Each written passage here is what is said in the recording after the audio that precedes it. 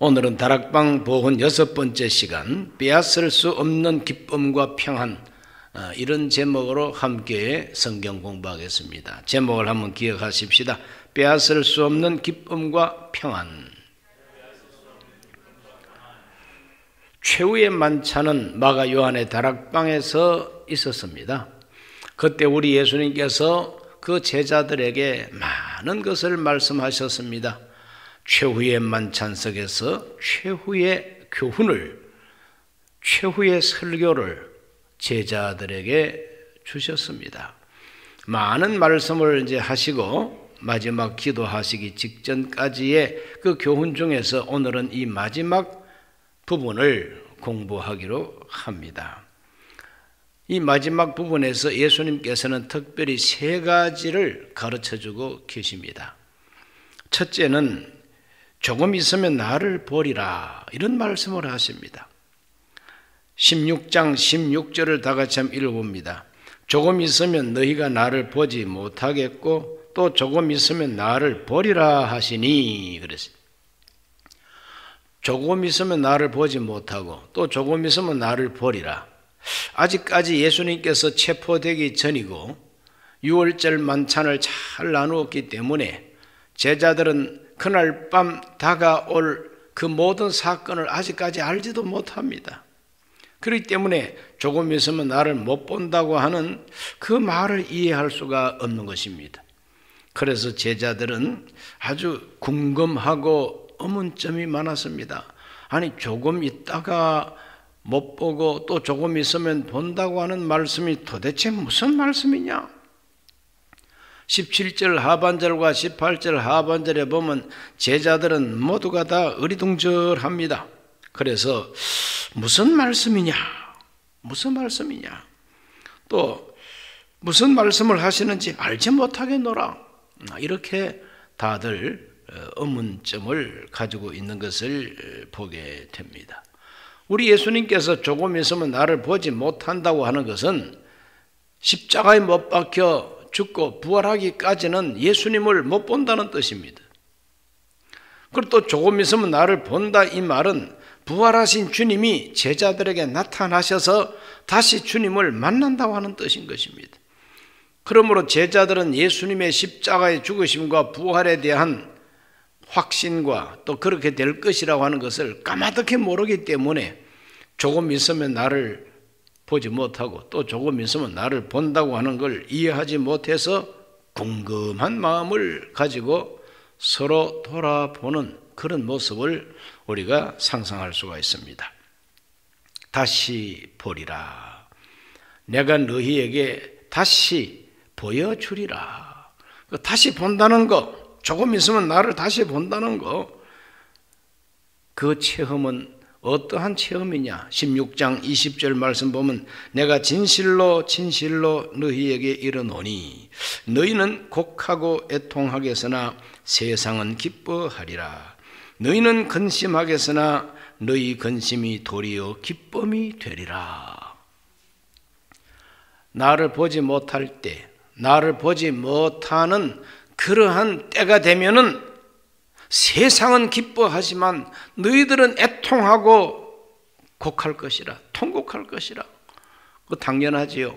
우리 예수님이 메시아인 줄로 알고 따라다녔는데 이렇게 허무하게 체포가 되고 투옥되고 저렇게 십자가에서 아무 힘없이 못 박혀 죽으신다. 이것은 너무나도 큰 애통입니다. 가슴을 치며 울 수밖에 없는 것이죠. 갈릴리에서부터 따라 올라온 수많은 여인들도 골고다 언덕을 바라보면서 울었다 그랬어요. 예수님의 어머니도 십자가 밑에서 울었습니다. 예수님의 이모님도 그 언니와 함께 예수님을 바라보고 십자가 밑에서 통곡했습니다. 아무 소용없죠. 그러므로 나를 보지 못하리라. 예수님을 보지 못하면 애통하고 통곡할 수밖에 없다. 마음에 큰 공포와 근심을 가질 수밖에 없다는 것입니다. 세상은 기뻐하리라. 빌라도가 기뻐하고 헤롯이 기뻐하고 무엇보다도 대제사장들과 서기관 바리새인들이 기뻐하는 것입니다.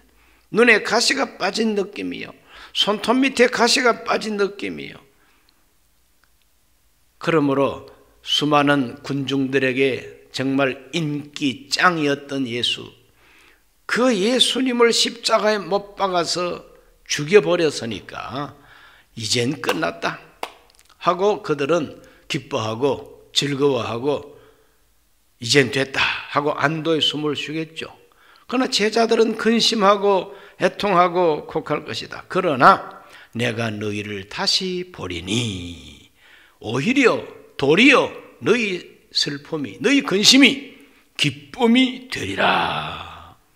상상할 수도 없는 사건, 예수님을 다시 본다는 것은 상상할 수 없는 사건. 십자가에 못 박혀 죽고 그리고 부자의 돌무덤 속에 안치를 해버리고 커다란 돌로 무덤을 막아두었으니 제자들 마음도 그렇게 막혀버린 겁니다. 제자들의 희망도 그렇게 돌무덤에 막혀버린 겁니다. 그런데 그 예수님이 다시 나타나시고 그들이 주님을 다시 보게 되니 이 기쁨이 얼마나 큰 기쁨이겠습니까? 예수님은 바로 며칠 만에 일어날 사건을, 조금 후에 일어날 사건을 예수님께서 이렇게 미리 말씀하고 계신 것입니다. 내가 너희를 다시 보리니, 내가 너희를 다시 보리니. 그것은 비유로 여자가 해산의 고통을 정말 느끼면서 그렇게 고통하고 그렇게 아파하고 그러다가 세상에 새 생명이 태어나고 아기가 태어나면 사람 태어난 기쁨 때문에 해산의 고통을 다 잊어버릴 수 있다고 하는 것이 우리 예수님의 비유인 것입니다. 예수님을 다시 보지 못하는 것은 해산의 고통과 같은 애통과 통곡입니다. 근심입니다. 그러나 부활하신 예수님을 다시 만나면은 사람 다시 태어난 것, 사람이 다시 살아난 것 때문에 그 십자가의 고통과 그리고 그 걱정과 근심을 다 잊어버리는 기쁨을 안게 된다고 하는 예수님의 말씀인 것입니다. 사람 난 기쁨 때문에 해산의 고통을 잊어버릴 수가 있는 것처럼 주 예수 그리스도의 부활하신 주님을 다시 만난다는, 주님을 다시 본다는 것은 주님도 다시 태어나셨고 제자들도 다시 태어나는 것입니다. 제자들의 희망도 죽었다가 다시 살아나는 새 희망인 것입니다. 도마라고 하는 예수님의 제자는 부활하신 주님을 보지 못했습니다. 다른 제자들은 주님을 만났는데 도마가 그 자리에 없었습니다. 그럴 때 우리 예수님은 이 도마가 다시 있는 자리에서 또 나타나 주신 것입니다. 그리고 도마에게 너 이리 와서 내 손의 못자국을, 내 옆구리의 창자국을 만져보라. 그리고 믿는 자가 되라 그랬어요. 내가 살아있다는 것을 믿는 자가 되라. 내가 죽음을 이기고 부활했다는 것을 믿는 자가 되라 그랬어요. 그럴 때 도마가 그 예수님을 보자마자 손가락을 그 못자국에 넣어 볼 필요도 없습니다. 보니까 주님을 다시 보면은 의심이 사라져버리고 주님을 다시 바라볼 때 근심 걱정도 사라져버리고 곡하고 애통하던 것도 다 간 곳이 없고 도마는 그 앞에 엎드려서 나의 주님, 나의 하나님이 되십니다. 도마가 다시 태어나는 순간이, 도마가 다시 믿음의 사람이 되는 순간입니다. 도마가 다시 예수님의 제자가 되는 순간인 것입니다. 부활하신 주님을 만나보고 부활하신 주님을 본다는 것은 보통 사건이 아니에요. 사람이 죽었다가 다시 살아나는 체험이에요. 너희 슬픔이, 너희 근심이 도리어 기쁨이 되리라. 오늘 우리에게 이와 같은 경험이 필요한 것입니다. 제자들이 그동안에 알았던 예수님은 아직까지 선생님 수준입니다. 선생님 수준이요, 메시아이신 줄로 그냥 기대하는 기대 수준이었어요. 그러나 부활하신 주님을 딱 만나면서부터 선생님이 아니라 틀림없는 구세주 그리스도이시다. 선생님이셨던 예수가 그리스도이신 예수로 완전히 탈바꿈을 하고 새로 태어난 겁니다. 제자들이 보는 관점에 예수님이 다시 태어났어요. 선생님이던 예수가 아닙니다. 막연한 희망의 메시아가 아닙니다. 진짜 메시아이시다. 틀림없는 그리스도이시다. 이러한 확신이 그 제자들 마음속에 확 들어와서 자리 잡게 되는 것입니다. 오늘 우리에게도 이러한 경험이 필요한 것입니다. 예수님을 다시 보는 체험, 예수님을 다시 만나는 체험, 의심이 확신으로, 실망이 큰 희망으로 변화되는 그와 같은 보는 체험, 예수님을 다시 보는 체험. 조금 있으면 나를 보지 못하겠고, 이 말처럼 예수 믿다가 타락하고 또 예수 믿다가 실망한 사람들도 많습니다. 교인들 가운데 예수님을 믿고 교회 다니다가 실망한 사람들도 많습니다. 그래서 애통하고 곡하는 사람, 근심과 걱정하는 사람, 절망하는 사람 있습니다. 그런 사람이 이 부활의 계절에 예수님이 부활하셨다, 예수님이 지금 살아계시다, 이와 같이 예수님을 다시 보게 되시기를 바랍니다.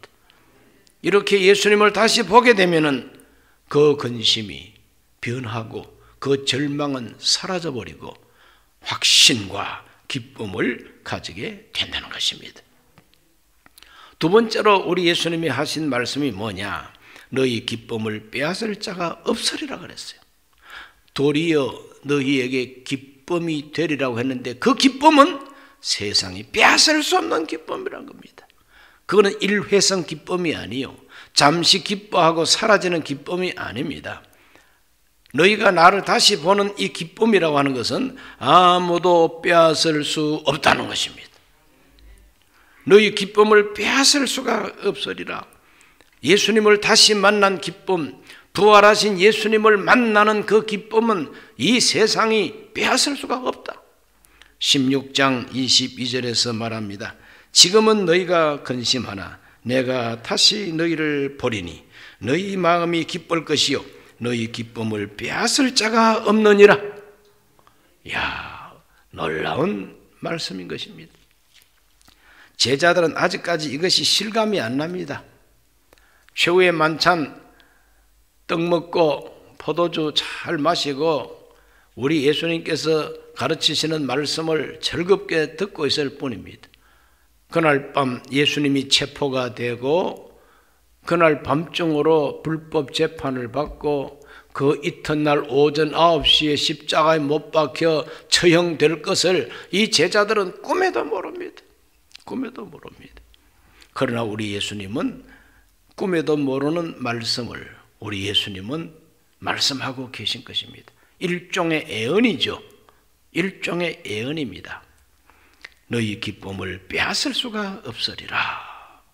제자들은 눈이 휘둥그레집니다. 지금도 기분 좋은데 또 뭐 빼앗을 수 없는 기쁨을 또 주신다고? 그게 뭘까? 어리둥절합니다. 그러나 우리 예수님께서는 예수님 눈앞에 있는 그 제자들만을 보고 하신 말씀 아닙니다. 기독교 전체 역사 속에 수많은 순교자들, 기독교 역사 속에 수많은 낙심자들, 그리고 예수 믿다가 절망하는 사람들 모두를 다 한데 모아놓고 하시는 말씀이라. 수많은 순교자들, 초대교회 수많은 순교자들 순교할 때에 억지로 어쩔 수 없어서 순교한 사람도 있겠지만, 그러나 제대로 된 순교자들은 모두가 다 확신을 가지고 예수 그리스도를 만난 확신을 가지고 빼앗을 수 없는 기쁨을 가지고 찬송하면서 죽어갔다는 겁니다. 찬송하면서 죽어가는 거죠. 죽이는 사람도 정말 놀랍습니다. 아니, 비명을 지르고 그래야 되는데 어떻게 찬송하면서 죽어가느냐 이거죠. 싸나운 사자들, 굶주린 사자들이 막 맴돌 때에 그들은 찬송을 합니다. 하늘을 우러러 찬송하고 기도합니다. 이것은 바로 그들에게 빼앗을 수 없는 확신과 기쁨이 있었던 것입니다. 우리 예수님께서 오늘 이와 같은 기쁨을 주겠다고 그러한 기쁨이 바로 너희들에게 주어진다고 주님은 예언을 하고 있는 겁니다. 이와 같은 기쁨이 오늘 이 시대 우리에게도 필요합니다. 필요할 뿐만 아니라 정상적인 믿음의 생활을 할 때 이런 기쁨을 우리가 가질 수가 있다는 것입니다. 부활하신 주님을 만나는 기쁨. 제자들은 오히려 너무너무 신기하고 놀라워서 오히려 믿지를 못했다 그랬어요. 오히려 믿지를 못했어요. 누가복음 24장 40절로 43절을 다 같이 한번 읽어봅니다. 이 말씀을 하시고 손과 발을 보이시니 그들이 너무 기쁨으로 아직도 믿지 못하고 놀랍게 여길 때에 이르시되 여기 무슨 먹을 것이 있느냐 하시니 이에 구운 생선 한 토막을 드리니 받으사 그 앞에서 잡수시더라. 부활하신 예수님이 제자들 모인 곳에 나타났더니 기겁을 합니다. 분명히 주님이신데 우리가 지금 영을 보는 것이 아니냐, 우리가 지금 환상을 보는 것이 아니냐, 그렇게 의심을 할 때에 우리 예수님께서 그들에게 손과 발을 보여줬다. 못자국이 선연한 손과 발을 그들에게 보여주는 겁니다.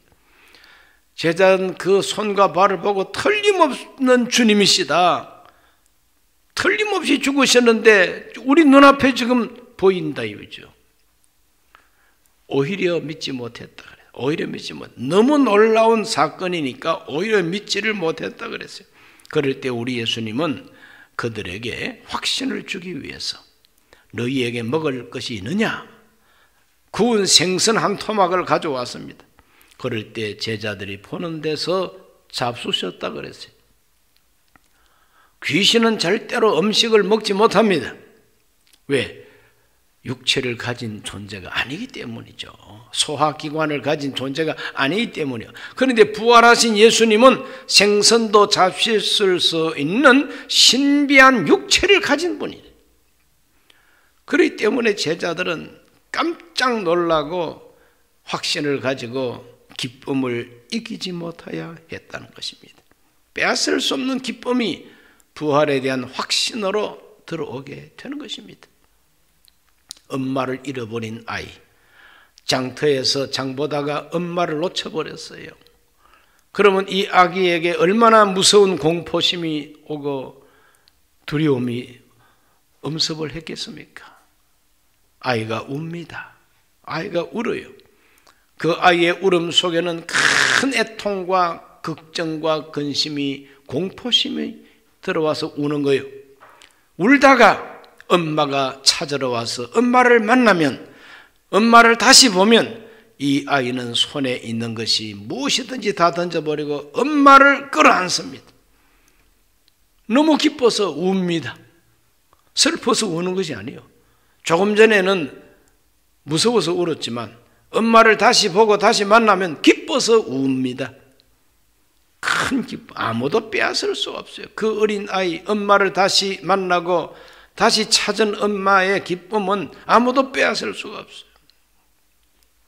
부활하신 예수님, 살아오신 예수님, 그 예수님을 틀림없이 만나고 그분은 틀림없는 부활의 주님인 것을 제자들이 확인하고 확신했을 때에 그들 마음속에서 끓어오르는 이 기쁨은 아무도 빼앗을 수가 없는 것이죠.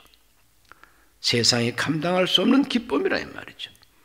우리 예수님은 오늘도 살아 계신 것입니다. 요한복음 16장 23절과 24절을 다 같이 한번 읽어보겠습니다.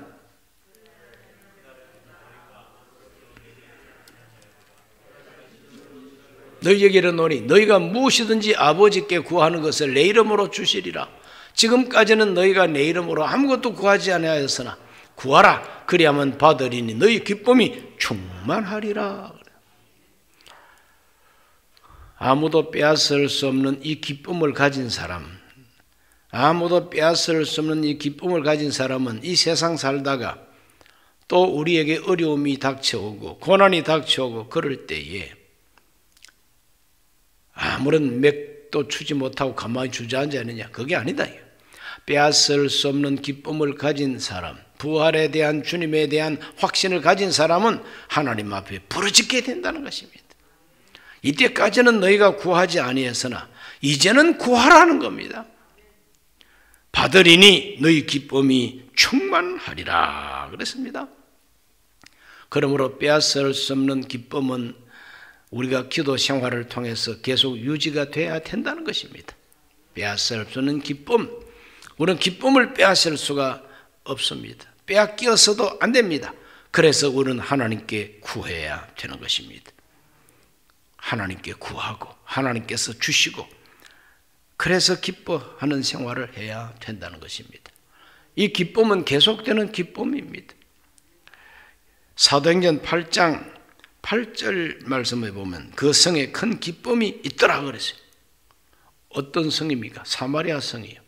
사마리아 성에 왜 기쁨이 충만합니까? 그것은 빌립 안수 집사가 가서 전도를 하고 병든 사람을 위해서 기도하고 귀신을 쫓아내고 그래서 병고침을 받고 귀신이 떠나가고 그 성에 그것 때문에 큰 기쁨이 있었다 그랬어요. 빼앗을 수 없는 기쁨이요. 변명할 수 없는 기쁨이요. 요술과 마술로 기뻐하는 것이 아니라 눈을 속여가지고 즐겁게 하는 그런 마술이 아니라는 거예요. 이거는 진실한 하나님의 능력이 나타난다. 구하라 받으리니 안수집사였던 이 빌립이 가서 기도하고 전도하니까 하나님이 능력을 거기에다가 부어주셔서 그래서 놀라운 표적이 나타나니까 그 표적 때문에 진정한 기쁨이 그 성에 가득하게 찼다는 것이죠. 너희 기쁨을 빼앗을 자가 없으리라. 지금도 이 거룩한 기쁨은 진행 중이라고 하는 걸 우리가 알고 우리가 정말 믿음의 사람이라면 하나님의 놀라우신 이 기쁨을 누려야 될 줄로 믿습니다.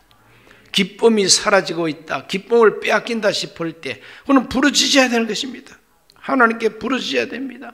구하라 받으리라 그랬지 않습니까? 이때까지는 너희가 구하지 아니했지만 이제는 구해라 받을 것이라고 주님께서 약속하고 있습니다. 무엇이든지 아버지께 내 이름으로 구하면은 내 이름으로 주신다 그랬어요. 부활하신 주님의 이름으로 구하면은 주신다 그랬어요. 그렇기 때문에 지금도 살아계신 예수님, 부활하신 예수님 이름으로 구하면 하나님께서 우리에게 주시는 것이 있습니다. 그것을 받게 되면은 우리 기쁨이 충만하게 된다는 것입니다. 우리 예수님은 바로 그것을 말씀하고 계십니다. 애언처럼 말씀하고 계십니다. 이 말씀은 당시의 사도들에게만 적용되는 말씀이 아니죠. 두고두고 예수 믿는 모든 사람에게 주어지는 하나의 약속과 같은 말씀인 것입니다. 오늘 우리 순범 강북교회 모든 교우들 인터넷으로 영상으로 또 유튜브로 이 성경 공부에 참여하는 여러분에게도 빼앗을 수 없는 기쁨이 있으시기를 바랍니다. 그리고 기도하고 응답받고 기쁨이 충만하시기를 바랍니다.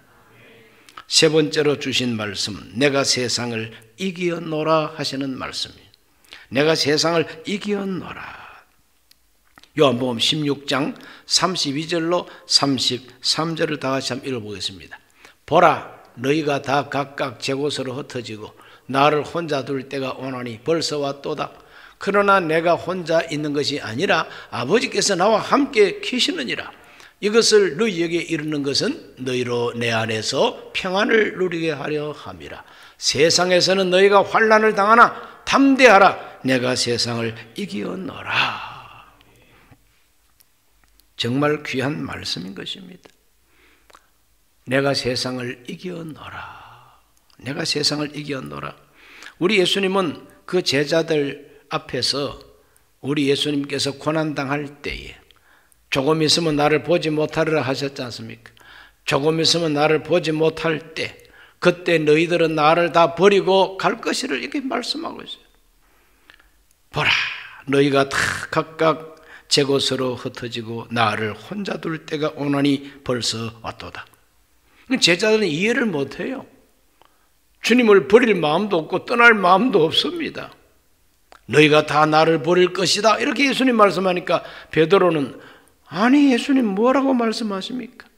혹시 다른 제자들은 다 버릴지라도 나는 죽을지언정 주님을 버리지 않습니다. 이렇게까지 장담하지 않습니까? 맹세까지 하고. 그럴 때 예수님은 아니야, 오늘 밤 네가 새벽딱 울기 전까지 나를 3번 부인하리라. 그러나 내가 너를 위해서 믿음이 떨어지지 않도록 기도했으니 너는 돌이킨 후에 형제들을 굳세게 해줘라. 이렇게까지 최후의 만찬석에서 주님은 말씀하고 있고, 그 제자들은 너희가 다 나를 버릴 것이라고 하는 말씀에 대해서 도무지 이해를 못하고 있습니다. 그러나 그 말씀 그대로 그날 밤 겟세마네 동산에 기도하실 때 배신자 유다가 예수님을 넘겨주고 체포가 되고, 그럴 때 예수님 제자들은 모두가 다 뿔뿔이 흩어지고 다 무서워서 도망가고 숨어버렸지 않습니까? 나를 혼자 둘 때가 오리라. 너희가 다 나를 버리고 나를 혼자 버려둘 때가 오리라. 정치 권력이 예수님을 욕보이고 종교 권력이 비겁하게 예수님을 십자가에 못 박도록 선동하고 수많은 예루살렘 군중들을 돈을 풀어가지고 선동했어요.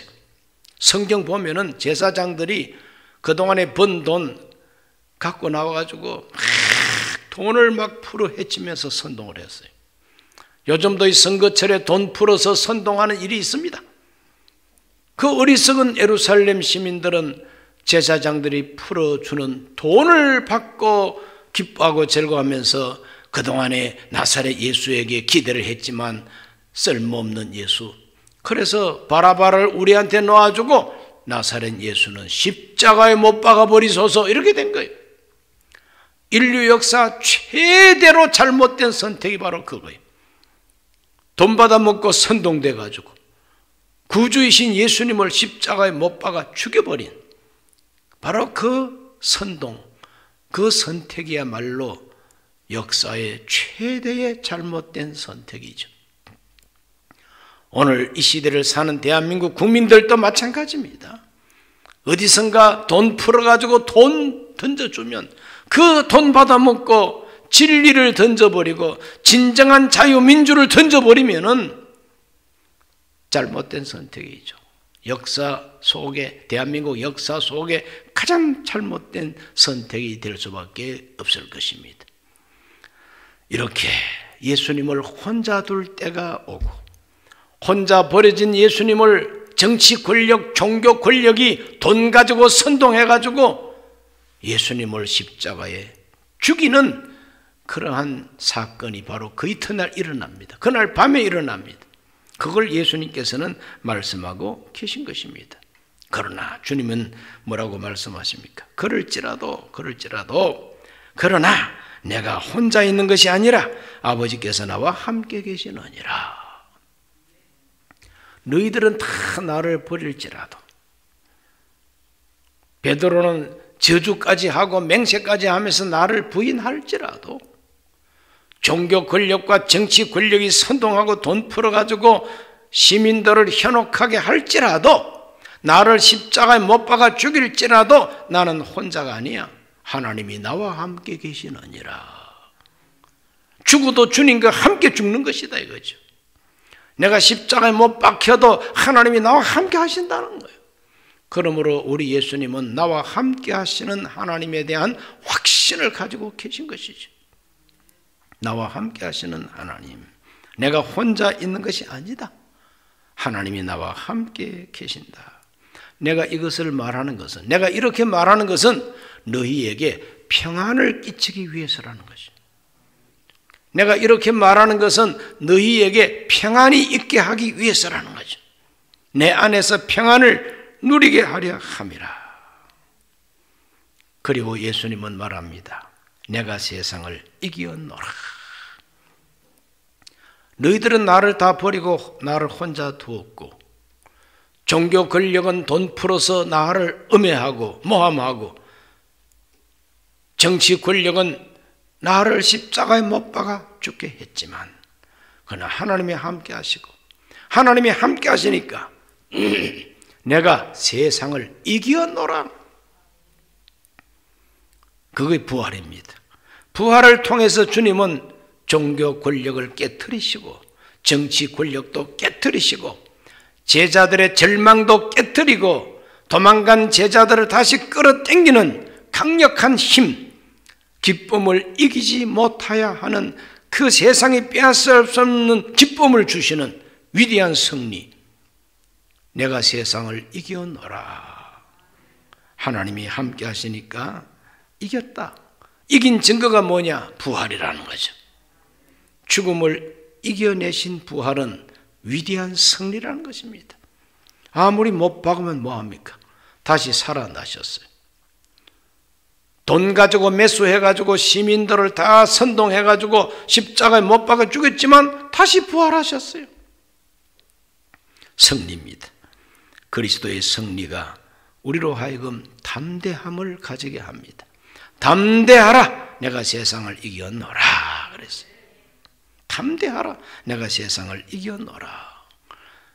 우리 예수님께서 이겼기 때문에, 예수님께서 죽음을 깨뜨리고 이겼기 때문에 우리가 담대할 수가 있고, 우리가 담대하면은 우리에게 주어지는 것은 평안이라는 것입니다. 우리 예수님이 이겼으니, 예수님이 부활하셨으니, 예수님 지금도 살아계시니 오늘 우리에게 담대함을 주시고 우리에게 승리를 주시고 우리에게 평강을 주시는 것입니다. 우리 예수님이 부활하시고 주시는 이 평강, 누가 우리에게 그걸 갖다가 실천시켜 줍니까? 그것이 바로 보혜사 성령이 하는 일이라 그랬어요. 요한복음 14장 27절에서 말합니다. 평안을 너희에게 끼쳐놓으니 곧 나의 평안을 너희에게 주노라. 내가 너희에게 주는 것은 세상이 주는 것과 같이 아니하니라. 너희는 마음에 근심하지도 말고 두려워하지도 말라 그랬어요. 보혜사 성령에 대한 말씀의 끝에 이 말씀을 주시는 것입니다. 보혜사 성령이 오시면은 그가 너희에게 모든 걸 가르치고 내가 너희에게 말한 모든 걸 생각나게도 하고 평안을 준다는 것입니다. 이 평강은 승리의 평강, 죽음을 이긴 부활의 평강. 담대하라, 내가 세상을 이겼노라. 주님께서 이겼기 때문에 우리에게 담대함을 가지라는 것입니다. 그 담대함 속에 평강이 있다는 것입니다. 담대해야 평강이 온다는 겁니다. 그걸 보장하는 것은 주님의 승리라는 겁니다. 내가 이겼다는 거예요. 내가 이겼으니까 너희들은 담대해라. 그리고 평강을 가져라는 것입니다. 보혜사 성령이 오시면은 부활하신 주 예수 그리스도의 승리, 그걸 우리에게 확신시켜주고 우리에게 담대함을 주시고 평강을 주신다는 것입니다. 우리 예수님께서 정말 버림을 당하시고 제자들마저 주님을 버리고 떠났습니다. 그러나 우리 예수님은 그걸 원망하지 않습니다. 비난하지도 않습니다. 우리 예수님은 오히려 내가 하나님과 함께 있다. 하나님이 나와 함께 하신다. 담대하라. 너희들과도 함께 해주신다. 담대해라. 그리고 평강을 가져라는 것입니다. 이 평강은 어떤 평강이냐? 히브리 말로 샬롬, 헬라 말로 에이레네. 이 평강은 유대인들이, 이스라엘 사람들이 가장 그리워하고 좋아하고 귀하게 여기는 하나님의 축복입니다. 샬롬이 무엇이냐? 샬롬은 하나님이 함께 하시고 하나님이 복 주시는 상태를 샬롬이라고 합니다. 그게 바로 평강입니다. 내 마음 속에 임하는 샬롬은 내 마음이 평안한 거예요. 내 마음이 평안합니다. 평안해, 평안해. 내 심령이 평안해. 걱정, 근심을 극복하고 마음이 평안한 것입니다. 평강으로 마음을 지켜준다 그랬어요. 하나님은 개인의 마음의 평강이, 우리 생활 속에는 샬롬이 어떻게 나타나느냐? 형통함으로 나타납니다. 궁핍이 아니라 넉넉함으로, 실패가 아니라 성공으로 우리 생활 속에 하나님의 샬롬은 형통으로 나타납니다. 그리고 하나님의 샬롬은 우리 육체에는 건강으로 나타납니다. 내 몸이 건강해지고 바이러스를 이기고 세균을 이기고 질병을 이기고 이렇게 평강으로 샬롬으로 내게 오는 하나님의 임재는 건강이죠. 치료해 주시고 고쳐주시는 은혜입니다. 그리고 이 샬롬은 인간관계 속에 화평입니다. 관계가 좋은 것이 화평이에요. 화목이에요. 화목한 겁니다. 갈등하거나 싸우거나 대립하고 욕하고 막 주먹질하고 그게 아닙니다. 화평이 화목입니다. 이것이 하나님이 함께 하는 샬롬인 것입니다. 보혜사 성령이 오셔서 바로 이 샬롬, 이 평안을 우리에게 주신다는 것입니다. 우리 예수님께서 버림받고 혼자 있고 종교 권력, 정치 권력 앞에 억압을 당하고 죽기까지 하셨지만 부활의 승리를 통하여 이 승리를 우리에게 주신다. 이 평강을 우리에게 주신다는 겁니다. 그러므로 이 성경 공부하는 우리 모든 분들에게 보혜사 성령께서 예수 그리스도의 승리, 부활의 승리, 이것을 담대함으로 우리에게 부어주시고 결과적으로 평강 주시기를 주 이름으로 축원합니다. 평안을 주노니 내 안에서 평안을 누리게 하려 함이라 그랬으니 우리 예수님은 저와 여러분이 평안을 누리기를 원하십니다. 우리 예수님은 최후의 만찬을 하시면서 최후의 설교를 하시고 최후의 설교 중에서도 마지막 남기신 이 교훈이 오늘 이와 같은 말씀인 것입니다. 조금 후에 나를 보리라. 너희 기쁨을 빼앗을 자가 없으리라. 내가 세상을 이겼으니 너희도 이기고 평안을 얻을 것이다. 이렇게 말씀하십니다. 우리 예수님께서 최후로 남기신 이 귀한 말씀이 오늘 우리에게 체험이 되기를 예수님 이름으로 축원합니다. 주의 이름으로 축원합니다.